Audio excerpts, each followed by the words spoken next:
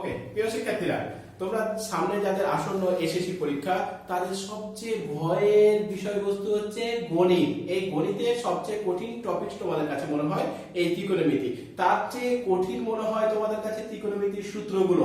হ্যাঁ, আমরা এই সূত্রগুলো মুখস্থ করতে করতে করতে করতে ভুলেই যাই। শেষ পর্যন্ত আমরা কি করি, এই সূত্রগুলো হাতে লিখে যাই, নোট করি, নকল করি। কি বন্ধুরা, ঠিক বলেছি তো?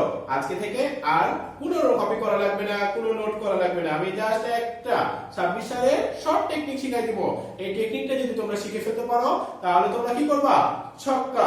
ওকে, ছক্কা মারবা। ওকে, দেখা যায় আমরা একটা সিনেমার গল্প বলি। আমরা কি দামাল সিনেমা দেখেছি? ওকে, এই যে দামালের আমরা কি নিলাম, দ। এই যে দেখো আমরা একটা দ এঁকেছি, ফিঙ্গার এঁকেছি, দেখো এই যে দ।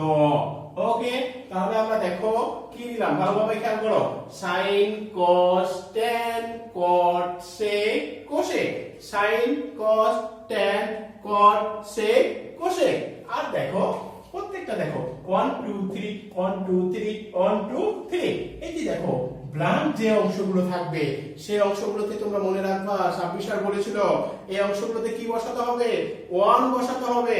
তাহলে আমরা কি বসাবো, যে যে জায়গাগুলোতে ফাঁকা আছে সেগুলোতে আমরা কি বসাবো, 1 বসাবো।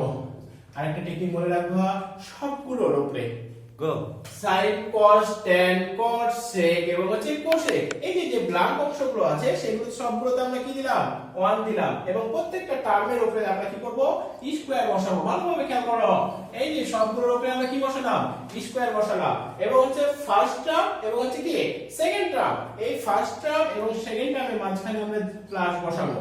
ভালোভাবে খেয়াল করো, ফার্স্ট টার্ম এবং সেকেন্ড টার্মের পরে ইকুয়াল চিহ্ন বসাবো। ওকে, আমরা খুব দ্রুত সূত্র শিখে যাচ্ছি। দেখো sin square theta plus cos square theta equal to কত, 1 1 plus tan square theta equal to sec square theta. 1 plus cot square theta equal to কি, cosec স্কয়ার থিটা। কারণ আমরা কয়টা সূত্র শিখলাম, তিনটা সূত্র শিখলাম। এই তিনটা থেকে আমরা কিভাবে 9টা সূত্র শিখবো, খুব ইজিলি আমরা দেখে নাও। প্রথম সূত্র কি, sin square theta plus cos square theta equal to কত, 1। এই যে দেখো sin স্কয়ার থিটা আমরা রেখে দিলাম সমান হচ্ছে 1 মাইনাস cos স্কয়ার থিটা। এই যে প্লাস টার্ম ছিল এটা বাম দিকে ডান দিকে গেলে কি হবে, মাইনাস টার্ম হবে। আবার দেখো প্লাস cos স্কয়ার থিটা রেখে দিলাম 1 মাইনাস কি sin স্কয়ার থিটা। তাহলে একটা থেকে আমরা কয়টা সূত্র শিখলাম, তিনটা সূত্র শিখলাম। তাহলে এই যে দেখো ম্যাজিক টেকনিকের মাধ্যমে আমরা কি করছি, ত্রিকোণমিতির জটিল জটিল সমাধানগুলো, জটিল জটিল অঙ্কগুলো আমরা কি করছি, সমাধানের মাধ্যমে নিয়ে আসছি।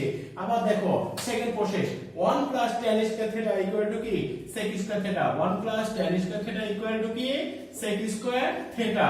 এটাকে দেখো আমরা যদি বসাই tan square theta equal to sec square theta minus 1। আবার দেখো 1 বসাই দিলাম sec স্কয়ার থিটা মাইনাস কি tan স্কয়ার থিটা। তাহলে আমরা কয়টা সূত্র শিখলাম, তিনটা 6টা সূত্র শিখলাম। ওকে দেখো, ওকে ভাইরা দেখো, তাহলে আমরা ফার্স্ট টার্ম এবং সেকেন্ড টার্ম থেকে কয়টা সূত্র শিখলাম, 6টা সূত্র শিখলাম। থার্ড টার্ম থেকে দেখো 1 plus cot square theta equal to cosec square theta. তাহলে দেখো 1 যদি রেখে দিই তাহলে cosec square theta minus cot square theta. আবার cot স্কয়ার থিটাকে যদি রেখে দিই তাহলে cosec স্কয়ার থিটা মাইনাস 1। তাহলে দেখো এই যে প্রিয় শিক্ষার্থীরা তোমরা যারা দেখছো, এই যে একটা টেকনিকের মাধ্যমে আমরা কয়টা সূত্র শিখলাম, 9টা সূত্র শিখলাম। তাহলে ত্রিকোণমিতির যে জটিল জটিল সূত্রগুলো আমরা মুখস্থ করতে করতে করতে করতে আমরা শেষ পর্যন্ত ভুলেই যাই।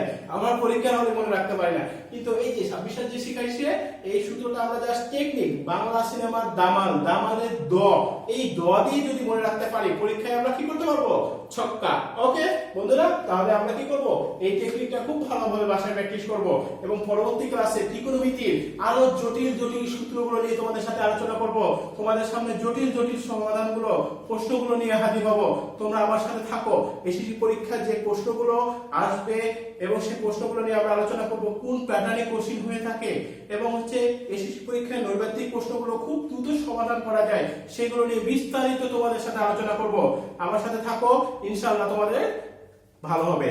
ওকে বন্ধুরা, সে বন্ধু ভালো থাকো, খোদা হাফেজ।